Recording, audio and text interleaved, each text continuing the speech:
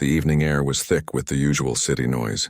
The hum of traffic, the chatter of people moving from place to place, and the distant sounds of sirens all blended into the background. The streetlights flickered as dusk settled in, casting a soft glow over the sidewalk. A man, tall and broad-shouldered, walked slowly down the street. His gait was steady, a reflection of years spent serving in ways that most people couldn't imagine. He was a Black War veteran, well known in the neighborhood for his calm demeanor and quiet strength.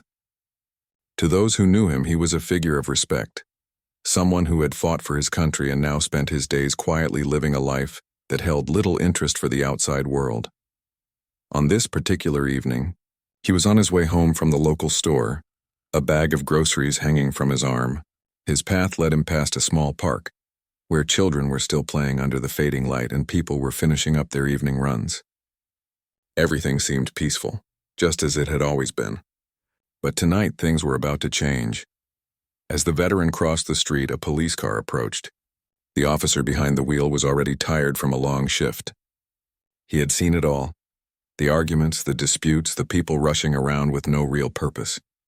He had become numb to the usual chaos of the streets. But that night, he was about to encounter something that would shake him to his core. The officer pulled up alongside the veteran, his vehicle blocking the sidewalk for a moment as he rolled down the window. The veteran paused, his brow furrowed slightly as he met the officer's eyes. There was a quiet moment of recognition. The officer, like many, had heard stories of the veteran, the man who had served in distant lands, who had been through things few people could understand. But none of that seemed to matter now. "Hey, can I see your ID?" The officer's voice was sharp, more out of routine than any real suspicion. He had seen too many faces on this street, too many situations go south. Tonight he was already looking for trouble, even if it wasn't there. The veteran stood still for a moment, considering the officer's words. He could feel the tension in the air, but his response was calm. "What's the problem, officer?" "Just routine," the officer replied curtly. His eyes were scanning the street, looking for anything that might warrant more attention. The veteran's posture seemed too relaxed, too calm, in a world that often didn't allow for it. That sense of calm, of quiet confidence, made the officer uneasy. "I don't need to show you anything," the veteran said firmly, his voice low but steady. "I'm just walking home." His tone wasn't disrespectful, but it wasn't the submissive tone that the officer seemed to expect. There was no fear, no sign of nervousness. The officer, perhaps reading something into the situation that wasn't there, felt his frustration building. "Step aside," the officer ordered, his voice turning more authoritative. The veteran's peaceful demeanor made him uneasy, like he wasn't following the rules the officer expected. His hand instinctively reached for the baton on his belt. The veteran took a deep breath, sensing the shift in energy. He didn't want trouble. He had seen enough trouble in his lifetime to last 100 lifetimes. But tonight it seemed like there was no escaping it. The officer's stance became more aggressive, his eyes narrowing as he stepped out of the car. "I told you to step aside," the officer repeated, his voice more forceful this time. The veteran remained where he stood. "There's no reason for this.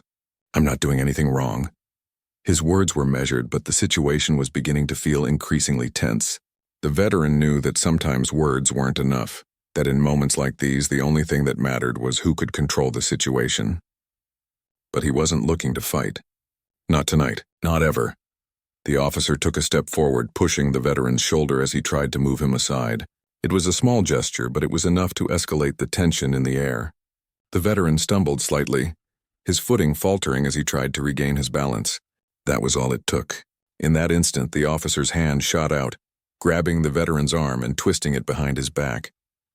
The veteran, still struggling to stay calm, tried to free himself, but the officer's grip was tight. "Let go of me," the veteran said, his voice now tinged with frustration. "I'm not resisting." He tried to pull away, but the officer wasn't listening. His mind was clouded with anger, exhaustion, and perhaps a bit of fear. A struggle began, small at first, but rapidly escalating. The officer pushed harder, trying to force the veteran to the ground, his face flushed with frustration. The veteran, still trying to maintain control, braced himself. His body, though strong from years of military training, was no match for the officer's violent force. With a sudden motion, the officer shoved the veteran down to the pavement.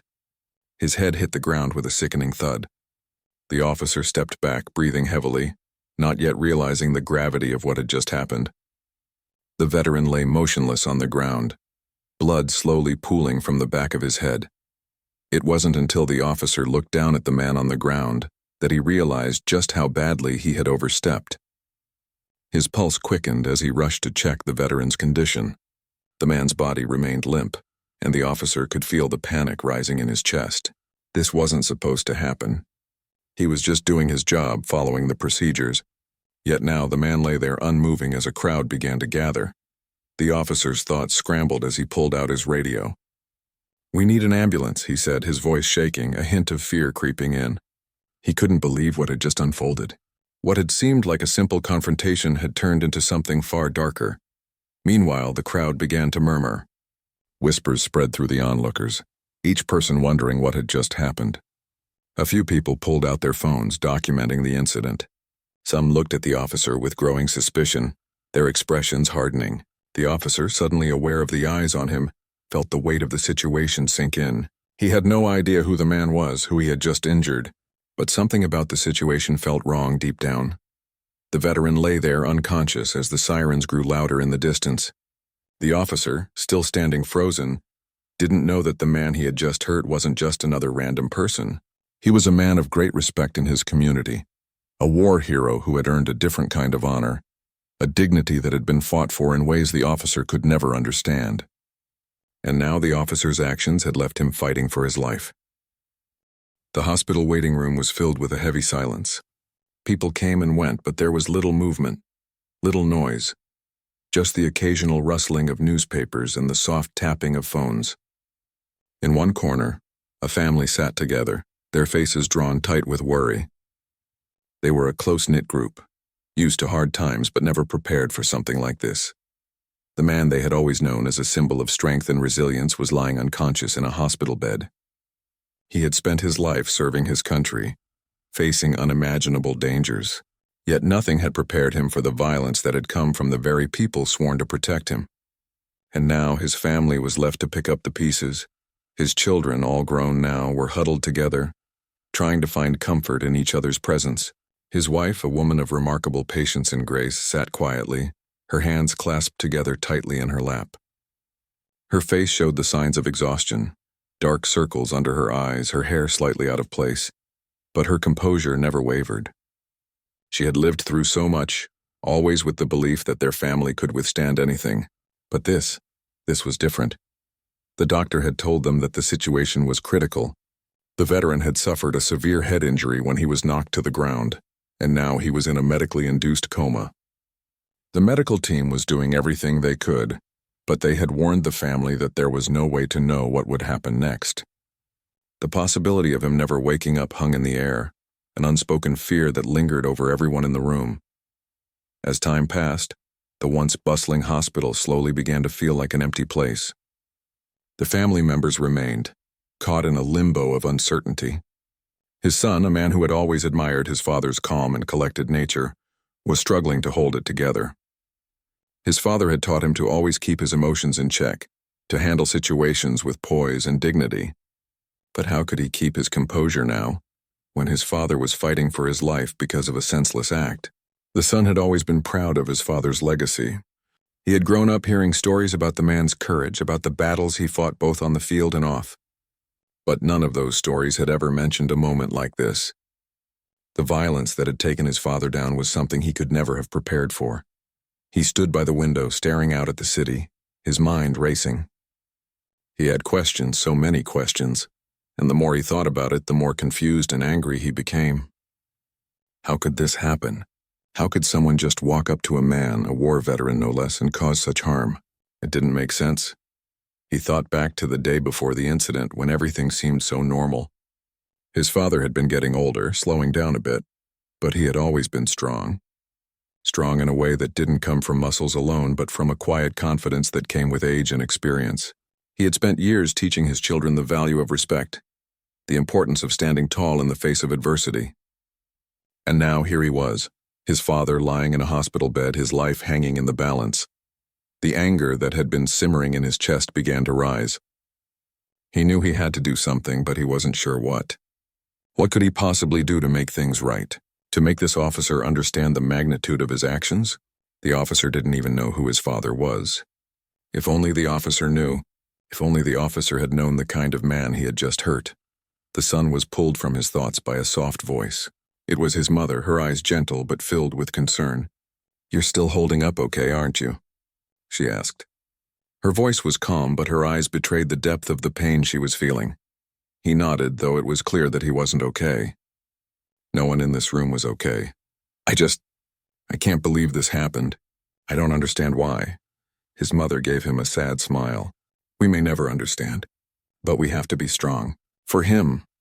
The son stood there for a moment, his mind still clouded with anger. But then something in his mother's words shifted his perspective. He knew she was right. This was not the time for rage, not the time for shouting. It was time to be strong, just like his father would have wanted. Hours passed, and finally the doctor came in with an update. The veteran's condition hadn't worsened, but he hadn't improved either. The doctors were doing all they could, but the waiting was excruciating. The son stayed close to the bed, watching his father, hoping for a sign that he was still there, still fighting. His hands gripped the edge of the bed, his knuckles white with tension. It wasn't long before a nurse entered, her expression serious. She checked the veteran's vitals, adjusting the machines that beeped rhythmically.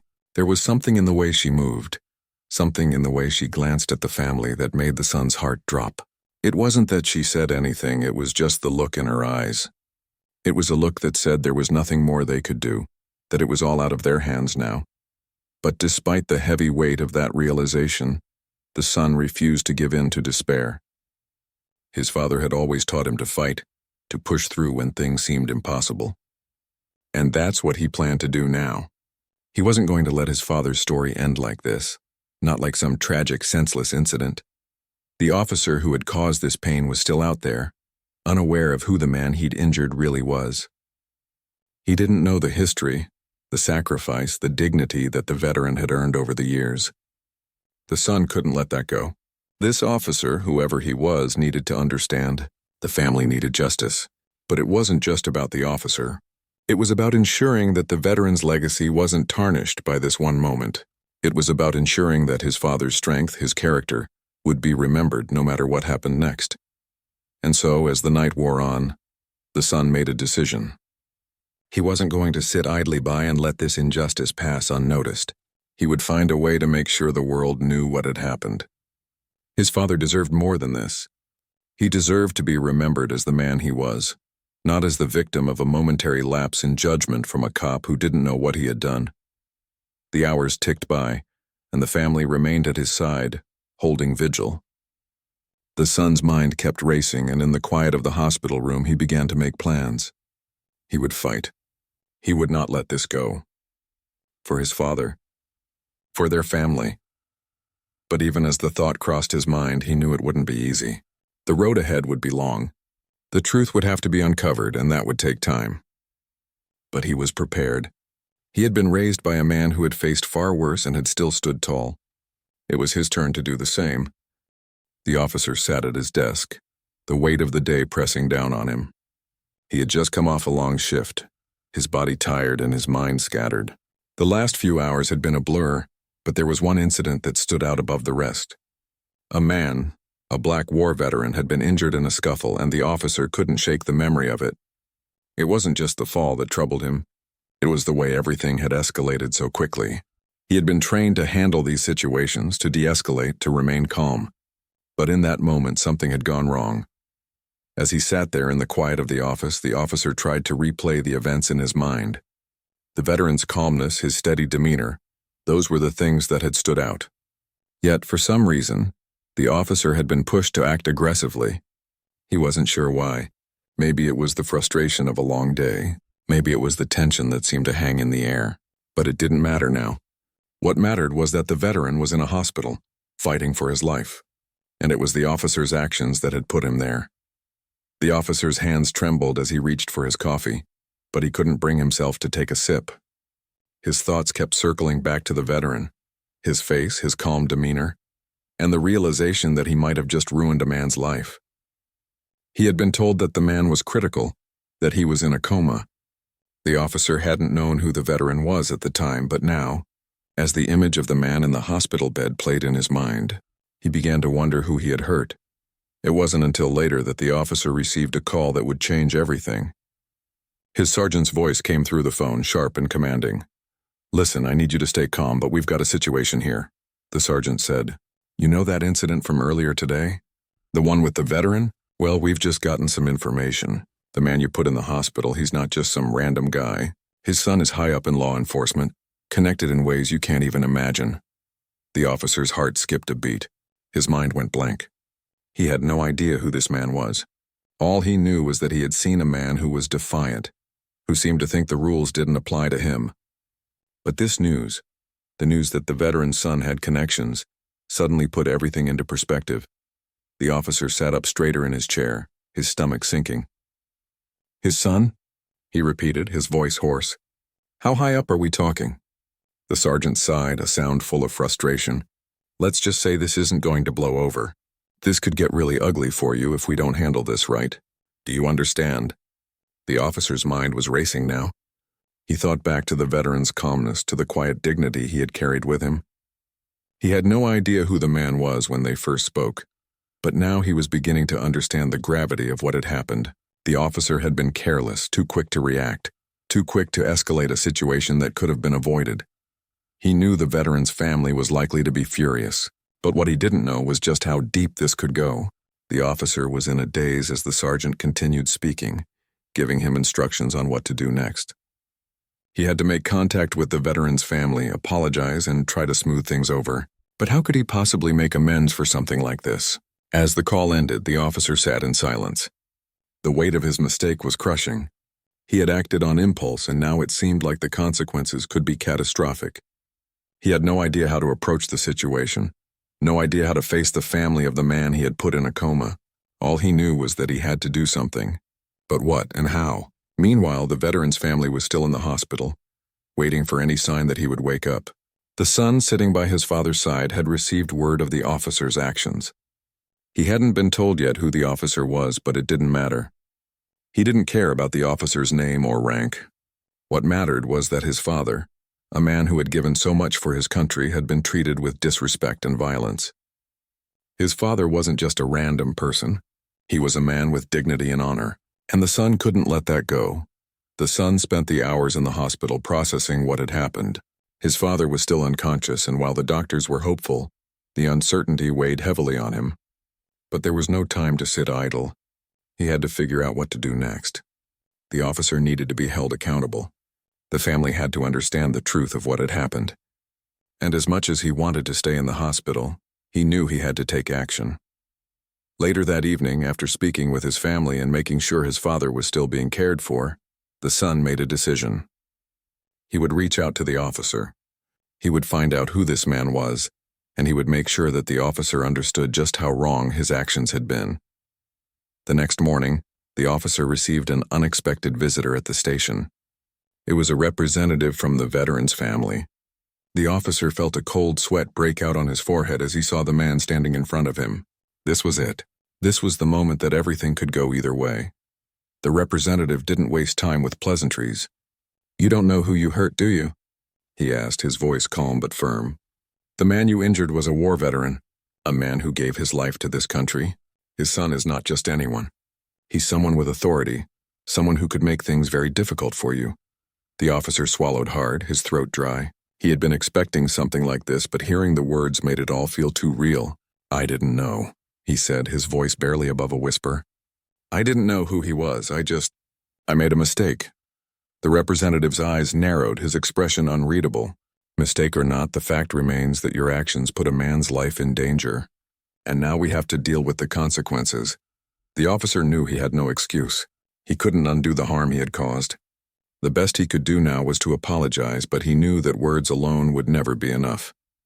As the representative left the station, the officer sat in his chair, numb. His thoughts were tangled, his heart heavy. The weight of his mistake was more than he could bear. But as much as he wanted to escape from the reality of what he had done, he knew there was no running from it. He had to face what was coming, no matter how hard it was. The days that followed were filled with tension. The officer's future, once secure, was now uncertain. The veteran's family was determined to get justice, and the officer knew that the consequences of his actions would be far-reaching. But even as the storm of consequences loomed, the officer couldn't shake the feeling that there was still a chance for redemption. It wasn't going to be easy, but he had to try. For his own peace of mind, for the veteran, for his family. The days after the officer's visit were filled with a heavy, uncomfortable silence. The family remained at the hospital, unwilling to leave the veteran's side.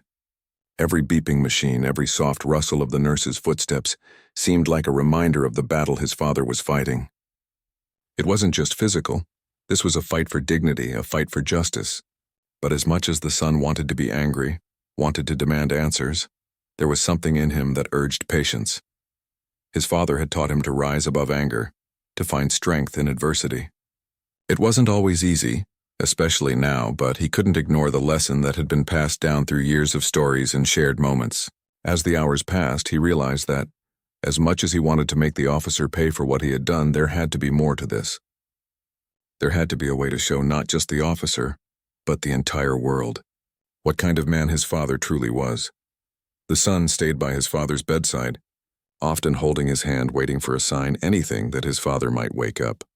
It was frustrating, the not knowing. It felt like the days were dragging by, one after another. But still, he held on to the hope that his father would pull through.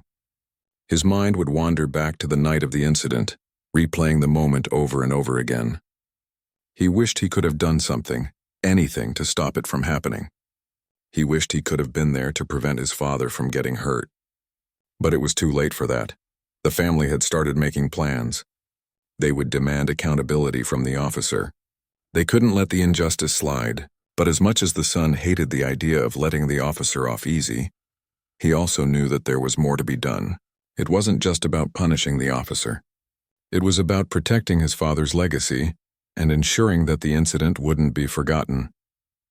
It was late one evening when the son finally made the decision to speak with the officer. He had thought long and hard about it, weighing his options. Anger had driven him in the beginning, but now something else had taken root. He needed answers, yes, but he also needed to make sure that the officer truly understood the gravity of what had happened. The officer had been on edge ever since the sergeant's call. He couldn't escape the weight of his mistake. It wasn't just the family's anger that worried him. It was the uncertainty of how far the consequences could reach. He knew the veteran's son had connections, but more than that, the officer couldn't shake the feeling that he had let something good slip through his fingers. He had reacted out of frustration and fear, and now someone's life hung in the balance. When the phone rang late that night, the officer wasn't sure what to expect. The voice on the other end was steady, calm, but there was an underlying strength that he hadn't anticipated. "We need to talk," the son said. "About what happened." The officer's heart sank. He had been dreading this moment, knowing that no matter what he said, it wouldn't be enough to undo the damage. But he had to face it. He had no choice. "Where do you want to meet?" the officer asked, his voice barely above a whisper. The son gave an address, an old cafe on the outskirts of town. It wasn't far, but it was quiet, a place where they could talk without the distraction of the world around them. The officer agreed to meet, though his nerves were already on edge. He wasn't sure what would come out of this conversation, but he knew he had to face it head-on. When the officer arrived at the cafe, he saw the son sitting at a corner table. The man's posture was calm, but there was a certain intensity in his gaze. The officer hesitated for a moment before walking over to the table and sitting down across from him. Neither of them spoke at first. The air between them was thick with tension. The son was the first to break the silence, his voice quiet but firm. "I want to make one thing clear," he said, his eyes locking with the officer's. "This isn't just about what happened to my father. It's about something bigger. My father has spent his entire life serving this country, fighting for respect, for justice. And now, because of a moment of your poor judgment, that legacy is at risk." The officer opened his mouth to speak, but the son held up his hand. "Let me finish," he said. The officer fell silent, his eyes downcast. He could feel the weight of the words, the truth in them. This wasn't just about a physical injury. It was about everything his father had stood for. The years of sacrifice, the struggles, and the quiet pride that came with having served his country. The officer had taken that away in a single careless moment. "You didn't just hurt a man that day. the son continued. You hurt everything he represented. And you hurt my family. We have spent the last few days not knowing if my father will ever wake up, and that's something you can never take back. You can apologize all you want, but words don't fix what's been broken. The officer swallowed hard. He had expected anger, but not like this. This wasn't just about the officer's actions. This was about years of sacrifice, years of pride. And now the officer was left with the undeniable truth of how much damage had been done. He wanted to speak, to explain, to beg for forgiveness, but the words stuck in his throat. I know you're angry, the officer said at last. I don't blame you. I'm angry too. I made a mistake and now I have to live with it. I've thought about it every minute since it happened. I don't know what I was thinking. I just let everything get to me. The son's expression softened, but only slightly. We all make mistakes, he said, his voice quieter now. But there are mistakes, and then there are mistakes that change everything. This isn't something we can just move past. My father is more than just a man in a hospital bed. He's a symbol of something that this country needs. And you didn't just hurt him. You hurt all of us. The officer nodded, his hands shaking slightly. I don't know what to do, he admitted. I don't know how to make this right. The son sat back in his chair, studying the officer for a moment. There was no anger in his eyes now, only a deep sense of sorrow and frustration. It's not about making it right, he said slowly. You can't undo what's been done, but you can learn from it, and you can make sure that no one else ever has to go through this again. The officer nodded again, his mind racing. He knew the road ahead would be long and difficult, but he also knew that he couldn't hide from the consequences of his actions. He had to face them, just as he was facing the son now. There was no going back. As they sat in silence, the officer realized that this conversation wasn't just about justice for the veteran. It was about learning, growing, and understanding. He had been part of a system that had failed that day, but it didn't have to be that way forever. Maybe, just maybe, he could make a change. Not just for the veteran, but for himself as well. I'm sorry, the officer said, his voice steady. I know that doesn't change anything, but I am. I'm sorry for what I did. The son nodded, his expression unreadable. I know, he said quietly, but words are just the beginning. As they parted ways that night, neither of them knew what the future would hold. But they both knew that things had changed, and in a way, that was the first step toward healing. For the veteran, for the officer, and for everyone involved. The days after the officer's apology felt like a blur. While there had been no immediate change in the veteran's condition, there was a subtle shift in the way the family moved through the hospital halls. They no longer spent every waking moment worrying about the next piece of bad news. There was still a heavy weight on their hearts, but the tension in the air had softened a little. The officer's words had not made everything better, but they had been a start. It wasn't just about the apology. It was about the understanding that had followed. The veteran's son remained by his father's side, just as he had for the past week. The quiet beeping of the machines and the steady rhythm of his father's breath were the only sounds that filled the room. He found himself staring at his father's face, wondering when he would wake up. Every day he hoped for a sign, something to show that his father was still fighting. He knew his father had always been strong, but this felt different. This was a battle of will, one that no one could predict. It wasn't just the physical toll of the injury that made things difficult.